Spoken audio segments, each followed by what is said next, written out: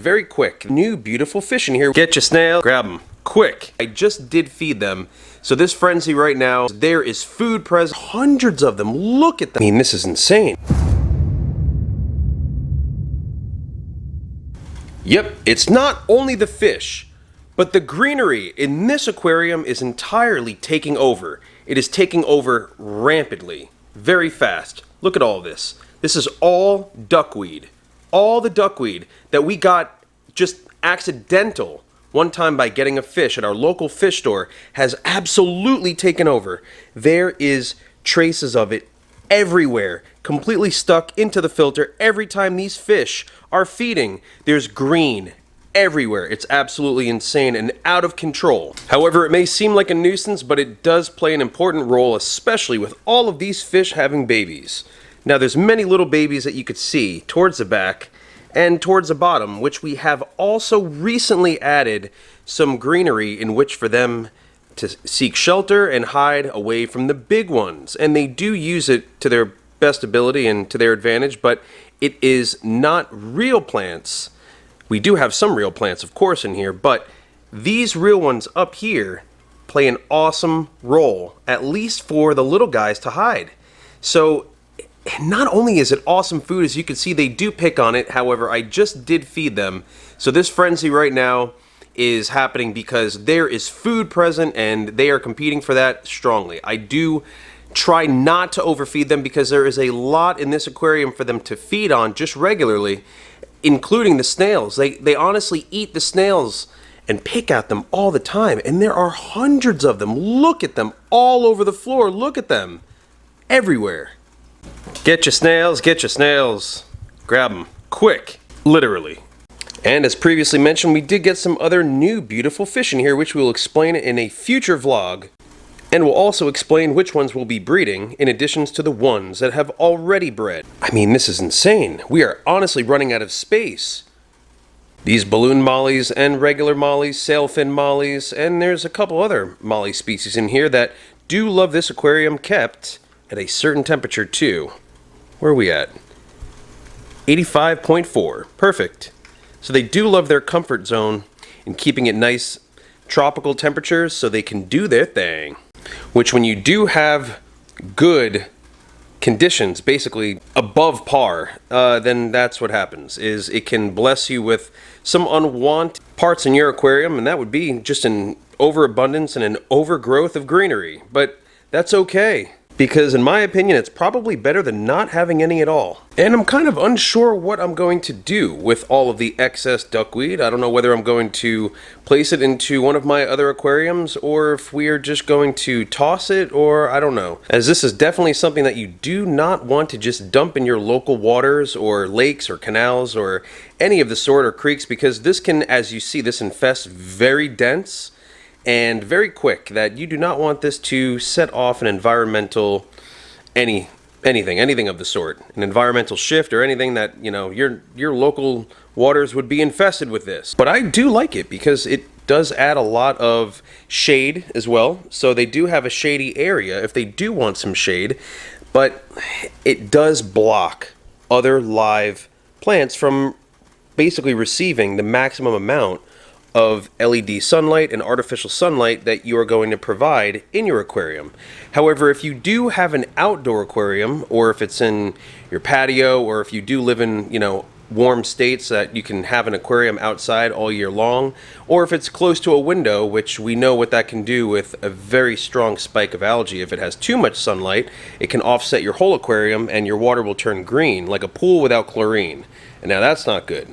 But it does block a little bit of sunlight, which makes the stalks a little bit higher. They do basically have to climb all the way up. They do climb a lot taller now because they have to reach towards the sunlight, and they do stay that way, honestly. They grow up and then they just stay there.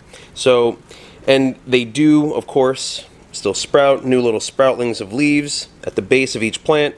So it's unfortunate, though, because it's hard to find a balance. When you have a lot of these snails, you will encounter a lot of, you know, chewed up leaves. And that is definitely from the snails having a feast at all of this greenery. But what can I say? It's a part of their diet, and it is very rich, as there is a lot of food. As you could see, there's a lot of mouths that have to be fed in this aquarium.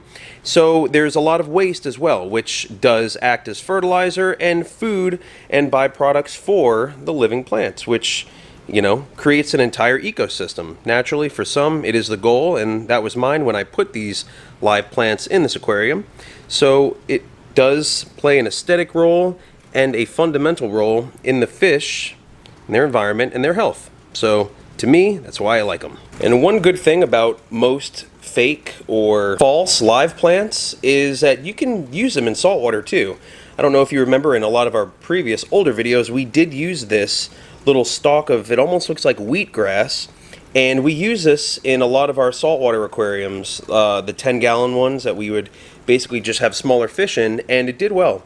The crawfish that we did have at one point in this, even as a baby, did chew up those leaves. So I don't know if you could see, but some of them do have a little bit of rough edges to them, and that's just due to the crawfish gnawing at them, either picking off detritus or uneaten food, or just mistaking them for actual real live plants, which is okay. So, but those were just a couple facts that you may want to know. Oh, look, oh, is there a feast? Is there a feast? There's a feast. Chase it, chase it, chase it, chase it. What? They love, I mean, I have a variety of sinking pellets and floating pellets, so whichever ones that they come across, it's like a soccer game or something. They just keep chasing the ball. Keep chasing it. Where is it? Where is it? Who's going to get it? Who's going to get it? It's crazy. They go absolutely nuts for these sinking pellets. I have small sinking pellets, medium-sized sinking pellets. I have a variety of flake food, kelp pellets, and kelp flake food. So they do get, you know, if they're not eating these plants up top here, that they are still getting a variety of diet. So they are very spoiled. They do love when a pellet is found after all the frenzy's over, and one of these lucky fish find a pellet, and everybody goes crazy for it. It just doesn't stop. Look at them. Look at them. Oh my goodness. Just look at them.